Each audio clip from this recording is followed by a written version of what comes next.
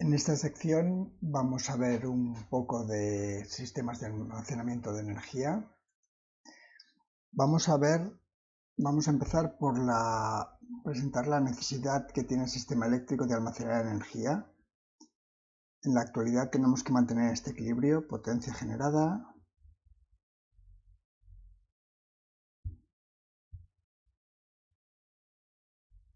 ¿de acuerdo? Y si este equilibrio no se mantiene en tiempo real, lo que se tiene es, en función de que tengamos demasiada potencia generada o demasiada potencia consumida, lo que lleva a variaciones de frecuencia, y esto en su caso puede llegar al colapso del sistema. Nosotros podemos tener variaciones en la potencia generada y en la potencia consumida, ¿de acuerdo? Todas las variaciones incontroladas son indeseables. Y en esta especie de balanza que tenemos debajo lo que presentamos es qué cosas producen esas variaciones que haga que cueste mantener el equilibrio. En el sistema clásico, lo que teníamos más habitualmente era las fallas en la red, las fallas en las centrales y las variaciones diarias, estacionales, semanales de carga. ¿De acuerdo? A esos elementos que me hacían variar el equilibrio, ahora se han unido las fluctuaciones de las renovables. Digamos, tenemos variaciones de generación que nosotros no podemos controlar. ¿Qué tenemos en la parte positiva? En la parte positiva tenemos que las centrales, en su gran mayoría, son controlables, las centrales clásicas. No todas son igualmente controlables. La más controlable a nivel de velocidad de variación y que puede ser, en según qué casos, positiva y negativa, sería las centrales hidroeléctricas y las hidroeléctricas de bombeo. ¿Vale? Y justamente aquí es donde vamos a introducir más elementos de flexibilidad, como sería el almacenamiento de energía eléctrica. ¿De acuerdo? La idea de que algunas renovables o las renovables se hagan más gestionables, que puedan realmente decir cuándo genero, y la respuesta de la demanda de los consumidores, que el consumidor sea una parte activa del sistema y en función de unos incentivos o del precio varíe su demanda. ¿De acuerdo? La idea es conseguir esta flexibilidad que me permita mantener este equilibrio. ¿De acuerdo? Si esto lo vemos un poco más en el sistema eléctrico, nosotros en el sistema eléctrico tenemos lo que sería la red en sí, la red real, la red, lo que serían los transformadores, los generadores. Eso lo controla lo que sería el operador del sistema, el que decide qué se pone en marcha, en qué momentos, ¿de acuerdo? Técnicamente. Y teóricamente ese operador del sistema recibe las órdenes del mercado eléctrico, digamos, en función de qué compras de energía, qué necesidades de energía tienes en el mercado a un precio determinado, pues hace falta poner más recursos disponibles, más centrales disponibles. Inicialmente nosotros, como elementos que distorsionaban esa flexibilidad, ese equilibrio, teníamos las variaciones de la demanda y las fallas en la red o en las centrales. A eso hemos comentado que se ha añadido la variabilidad de las renovables, ¿de acuerdo?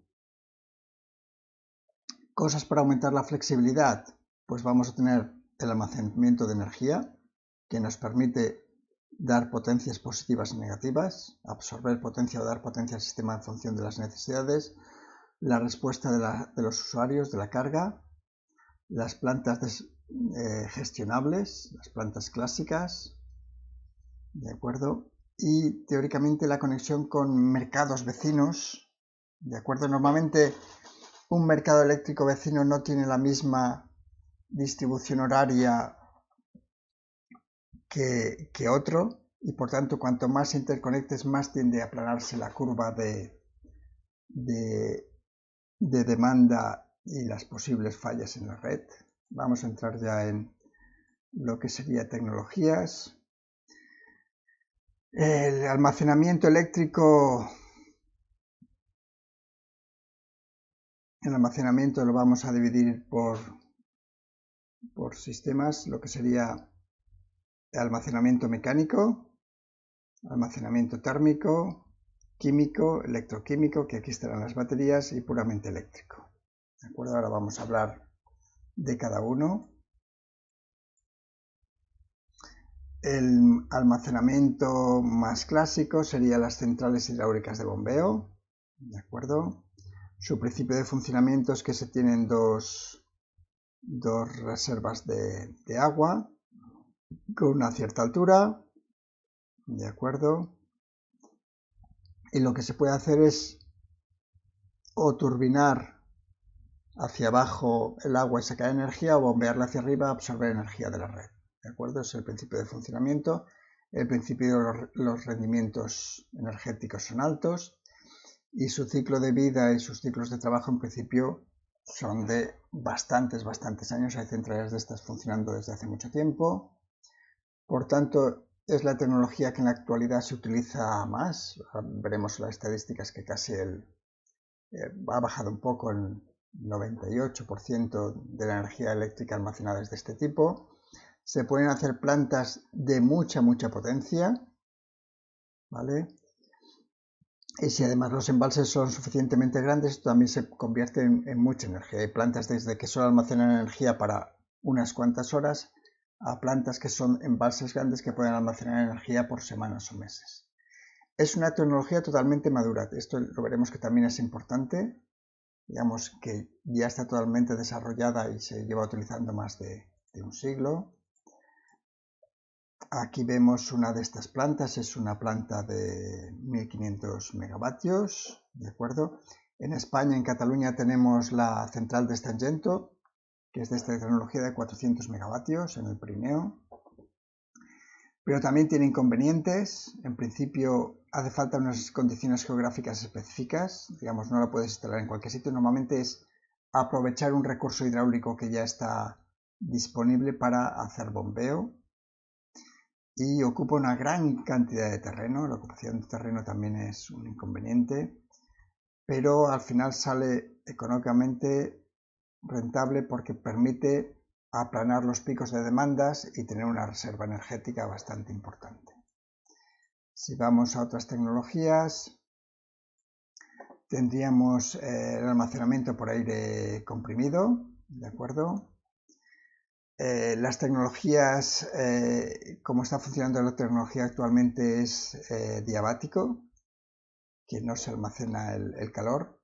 La idea simple sería, cuando quiero almacenar energía, pues voy a un compresor, comprimo aire y este aire lo almaceno en algún depósito. Tiene que ser un depósito grande, normalmente veremos que van a ser cavidades subterráneas, ¿vale? Y cuando quiero recuperar energía, pues saco el aire comprimido, lo paso por unas turbinas. En algunas condiciones a estas turbinas le añado gas para aprovechar más la conversión de energía y devuelvo energía a red. Vamos a ver que el problema que se tiene es que cuando tú comprimes aire o expandes aire se genera o se absorbe gran cantidad de calor, y la diferencia va a ser si ese calor lo aprovechamos o no. ¿De acuerdo? En principio la tecnología, en función de las cavidades que utilices, puede almacenar gran cantidad de energía, pero el calor generado en la expansión y en la compresión hace que el rendimiento energético, si no se aprovecha este calor, sea bajo, y la necesidad de esos sitios específicos de almacenamiento, ¿vale? Si el almacenamiento se hiciera diabático, que sería aprovechar realmente ese calor extraído, pues el rendimiento sube bastante, pero el hecho de tener que aprovechar el calor extraído hace que el sistema sea más complejo y por tanto todavía está en desarrollo. Otra forma para no requerir tanto espacio de almacenamiento es almacenarlo en forma de aire líquido.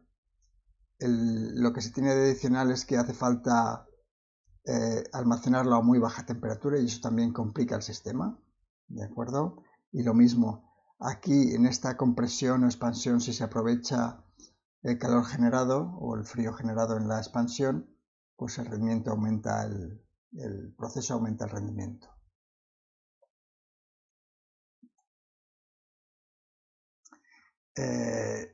Otra forma de almacenar energía es con volantes de inercia, nosotros tenemos la energía cinética, es un medio de el momento de inercia por velocidad de giro al cuadrado. Pues lo que vamos a hacer aquí es tener este disco de aquí, que va a girar a una velocidad específica, que va a ser bastante alta, y con esto podemos almacenar energía.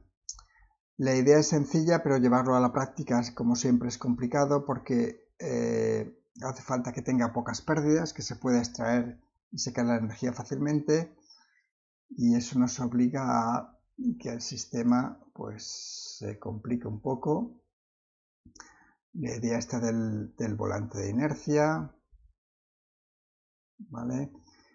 Giramos a grandes velocidades, con lo que la resistencia mecánica y las fuerzas centrífugas son muy altas. El material tiene que tener una resistencia mecánica especial. Para minimizar pérdidas, pues hacen falta cojinetes especiales, cojinetes magnéticos, por ejemplo, que la cámara donde gira el disco esté al vacío para que no haya rozamiento. Y normalmente a través de un motor eléctrico sacamos e introducimos energía en este volante de inercia. En principio se tienen densidades de energía bastante altas, ciclos de vida bastante altos y eficiencia energética bastante buena, pero normalmente solo es apto para periodos cortos de almacenamiento, ¿de acuerdo? La aplicación pues frenada de vehículos eléctricos para luego su recuperación, o en los procesos cortos de arranque de los sistemas de alimentación ininterrumpida. Pasamos ya a lo que sería la batería electroquímica, ¿de acuerdo? Tenemos un proceso electroquímico que es reversible. Si tú aportas energía se produce el proceso, si ese proceso se puede generar energía, y vamos a ver las más importantes, que serían las de plomo ácido, níquel cadmio, ion litio, y después algunas que hay que ver cómo se desarrollan en un futuro. Y después vamos a ver lo que serían las baterías de flujo, que con el mismo proceso electroquímico, pero la forma de trabajar hace que su resultado sea diferente.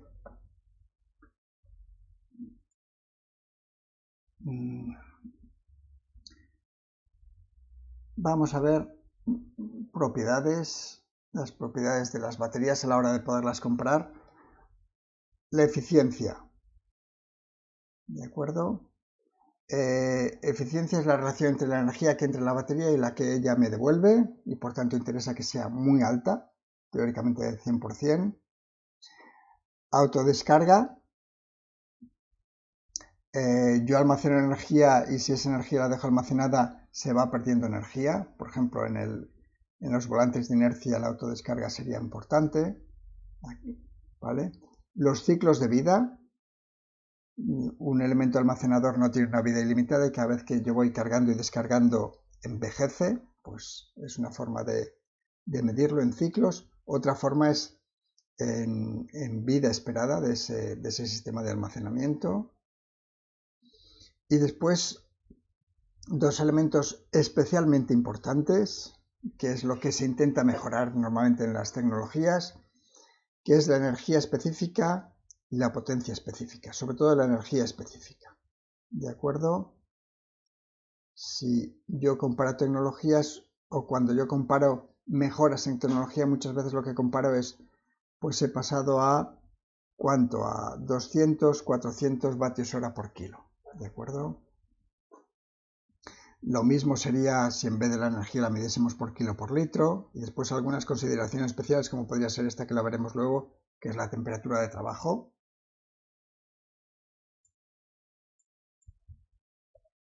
Vale, pues vamos a ver un poco tecnologías. La batería clásica, esta sería la batería de coche-camión, la batería de plomo ácido. Las celdas individuales pues tienen una tensión de 2,1 voltios. Su densidad de energía es relativamente baja, ¿de acuerdo? Tiene una eficiencia aceptable, tiene algo de autodescarga. El coste, también al final lo que miramos es cuánto me cuesta almacenar esa energía, que por ahora es unos precios muy muy elevados. Y los ciclos de vida, ¿de acuerdo? Un poco depende, hay muchas, yo aquí solo pongo batería de plomo ácido, pero dentro de las baterías de plomo ácido hay muchas tecnologías internas de fabricación y de mantenimiento. Es una tecnología totalmente madura, lleva 100 años funcionando, ¿de acuerdo? Y el principal inconveniente es un poco la autodescarga, la necesidad de reciclar los electrodos de plomo, ¿de acuerdo?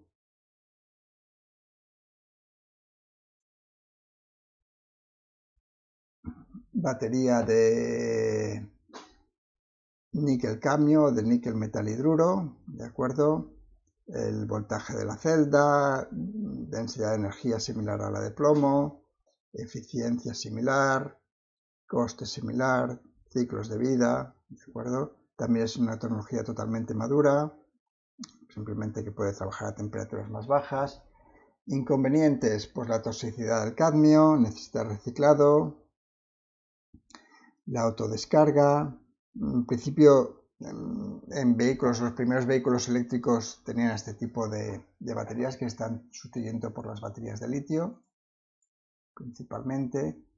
Y las baterías de litio, que es las que han cambiado bastante el mercado, y lo han cambiado justamente por su densidad de energía, que es mucho más alta que las baterías anteriores. Su celda tiene más tensión, 3,6, 3,7 voltios, su densidad de potencia también es más alta, rendimiento es más alto, su coste, por desgracia, por ahora es más alto, pero el coste está bajando con el tiempo. La fabricación de baterías de litio, la investigación en baterías de litio es muy alta y el coste está bajando y se espera que baje mucho más. Por tanto, es una tecnología bastante madura, pero todavía está evolucionando a nivel de precios. La vida útil no es demasiado alta, sobre todo ventajas, densidad de energía y de potencia. Por ahí inconvenientes el coste, a ver si cambia. Todavía no se ha desarrollado, digamos, tiene muchas aplicaciones de pequeña potencia, pero no de gran potencia, hablando de megavatios para sistemas eléctricos. Cuando se ponen muchos elementos para intentar conseguir más potencia, equilibrar todos los elementos es una cosa delicada.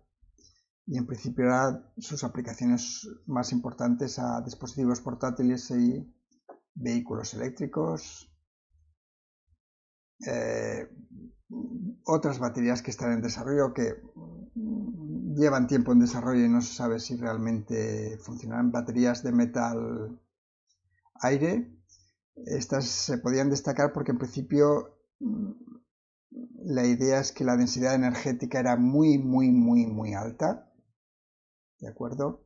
Aquí sí que podemos compararnos realmente con lo que sería la densidad energética de la gasolina en un vehículo eléctrico. Las baterías de sulfuro de sodio, ¿vale? En principio estas sí que son aplicables para sistemas eléctricos de gran potencia. A nivel de densidades, todo eso son buenas. La temperatura de trabajo tiene que trabajar a 300 grados. Baterías de sales fundidas, nada. Las baterías de flujo. La idea de batería de flujo es que yo tengo el electrolito lo tengo almacenado en tanques y la reacción química se produce aquí, ¿de acuerdo? En los electrodos. Los electrodos me determinan la potencia, los tanques me determinan la energía, ¿de acuerdo? Tanques más grandes yo puedo tener más energía almacenada o simplemente lo único que tengo que hacer es rellenar este tanque. Si yo relleno estos dos tanques, pues automáticamente vuelvo a tener energía. Y el tamaño de los electrodos es el que me determina la potencia de salida final. ¿De acuerdo? En principio, lo de los tamaños de los depósitos y de los electrodos. ¿De acuerdo? La que está en desarrollo ahora es las baterías de vanadio. El rendimiento por ahora no es muy alto, sus ciclos de vida son muy altos, su densidad de energía es media. La principal ventaja, almacenamiento de energía muy grande, depende del tamaño del depósito y además los depósitos se pueden rellenar. ¿De acuerdo? Inconvenientes, la autodescarga. En principio su aplicación sería para vehículos eléctricos, pero todavía está en desarrollo. Después tendríamos las baterías híbridas, están poco en desarrollo. Y teóricamente la estrella del futuro de almacenamiento, que sería el almacenamiento químico pensando en hidrógeno, ¿de acuerdo? Lo único que lleva demasiado tiempo en desarrollo y todavía no se ha conseguido pasar las barreras que tiene. En principio la idea es sencilla: generar hidrógeno a partir de electrólisis del agua, ¿de acuerdo? Y ese hidrógeno lo puedes almacenar y cuando te hace falta energía, pues con una célula de combustible vuelves a conseguir energía. Quiere decir, tengo energía eléctrica, lo puedo convertir en hidrógeno y cuando quiero lo puedo volver a convertir en energía eléctrica, ¿de acuerdo? Y además esto es fácil de almacenar. Y no solo es fácil de almacenar, sino se puede convertir, por ejemplo, en gas natural sintético, ¿de acuerdo? Y ese gas natural sintético se puede utilizar de combustible en procesos químicos, de combustible en las instalaciones de gas, ¿de acuerdo? Y eso hace que, bueno, y hasta procesos industriales, ahora lo veremos, industria directamente se puede utilizar. Y el problema que se tiene ahora es que la eficiencia energética de este proceso energía, hidrógeno, energía, por ahora es demasiado bajo. Por ahora es demasiado bajo. ¿De acuerdo? Si todo esto lo vemos en una gráfica muy bien diseñada, sería esto de aquí. ¿Qué intentamos hacer? Pues la idea es, yo tengo fotovoltaica, tengo eólica, esas dos tienen el problema de que en vez de dar una energía en el momento que yo quiero, la dan de forma no controlada. Pues yo lo que puedo hacer es aplanar esto y toda la energía que me sobre no controlada la paso a hidrógeno, ¿de acuerdo? En mi sistema de generación clásica, si hay momentos en que la energía es barata o que no me interesa parar algunas centrales, pues lo mismo. Lo llevo aquí y lo convierto en hidrógeno, ¿de acuerdo? La ventaja del hidrógeno es que es fácilmente almacenable, que es fácilmente transportable, ¿de acuerdo? Y una vez que se hace eso se puede convertir en gas sintético. Ese gas sintético se puede utilizar en la industria, en la energía, ¿vale? El hidrógeno se puede volver a reconvertir en el proceso inverso hacia la red eléctrica, o se puede, por ejemplo, utilizar para el transporte, que es el transporte por vehículos, que es una de las cosas más contaminantes. Pues simplemente el coche puede ir con hidrógeno y lo que genera por el tubo de escape pues es agua, ¿de acuerdo? Teóricamente, si el rendimiento de este proceso fuera bueno, pues es la energía del futuro porque se puede almacenar de forma casi ilimitada en grandes cantidades y su poder energético es muy alto. Vale, después tenemos supercondensadores. La idea es sencilla. Yo tengo un condensador y la energía que almacena es un medio de C por V cuadrado. Y lo que se ha conseguido es que estos valores de capacidad sean muy altos o bastante altos. ¿De acuerdo? En principio ahora se consiguen cientos de faradios. ¿De acuerdo? Se puede sacar mucha potencia porque la carga y la descarga puede ser muy rápida. El sistema además es muy eficiente y el condensador tiene una vida útil larga y sin mantenimiento comparado con una batería. Lo único que a nivel de densidad de energía, densidad de potencia la tiene muy alta, pero de densidad de energía no la tiene todavía demasiado alta, ¿vale? Tiene algo de autodescarga y por tanto no es aplicable para largos periodos de almacenamiento. Normalmente está pensado en el orden de decenas de segundos, no mucho más. Sirve para almacenar sobre todo energía en parada de arranque de vehículos eléctricos, en procesos cortos de sistemas de alimentación interrumpida.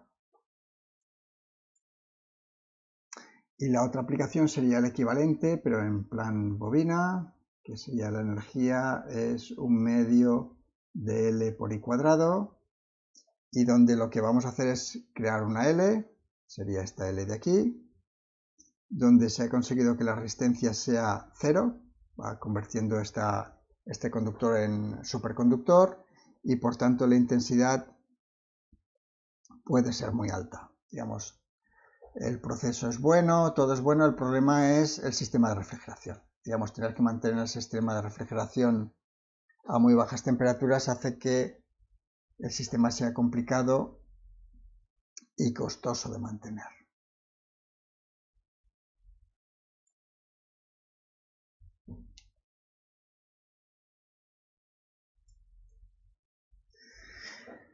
El almacenamiento térmico no es directamente almacenamiento de energía eléctrica, pero como tiene muchas aplicaciones en las centrales, pues lo comentamos.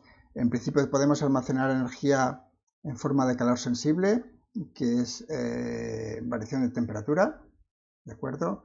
Yo tengo una variación de temperatura y eso se produce en que el material absorbe o devuelve calor. Se utilizan normalmente unos productos en función de la temperatura a la que quieras trabajar. Veremos ahora la aplicación para sales fundidas. ¿De acuerdo? Se aplica sobre todo en centrales de concentración para almacenar energía en los tiempos que no tenemos radiación solar. El calor latente, que sería cambio de fase. Pues cambio de fase de líquido a gas o de líquido a sólido. En este cambio de fase hay un almacenamiento, una absorción de calor bastante importante con una diferencia de temperatura muy pequeña. También se aplica para centrales de concentración. Después, almacenamiento de calor por absorción en un proceso termoquímico, ¿de acuerdo? Esto normalmente es más complejo y se utiliza menos. Vamos a ver ahora un poco la aplicación de las sales fundidas a las centrales solares de concentración. ¿Vale? En una central solar de concentración se supone que yo tengo aquí los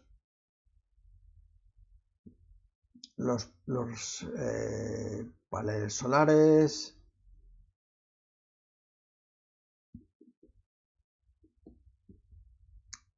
Y aquí tengo el fluido caliente. Pues ese fluido caliente yo en principio lo puedo utilizar directamente para generar vapor y mover una turbina. Pero parte de ese fluido, si tengo exceso de calor, lo puedo almacenar en un depósito. Tengo un depósito de alta temperatura y un depósito de baja temperatura, ¿de acuerdo? La temperatura de trabajo de estos depósitos es la ideal, o se ha calculado para que sea la ideal para poder trabajar con los generadores de vapor que tengo para mover la turbina, y eso me permite que pueda almacenar energía en este tipo de centrales pues desde 4 a 16 horas. Quiere decir que puedo tener este tiempo sin radiación solar y simplemente voy sacando el calor de mi sistema de almacenamiento, lo convierto en vapor y lo meto en este depósito de agua fría. ¿De acuerdo? El almacenamiento térmico, la principal ventaja que tiene es que a nivel de costos es mucho más barato que el almacenamiento eléctrico directo. ¿De acuerdo? Pues hasta aquí.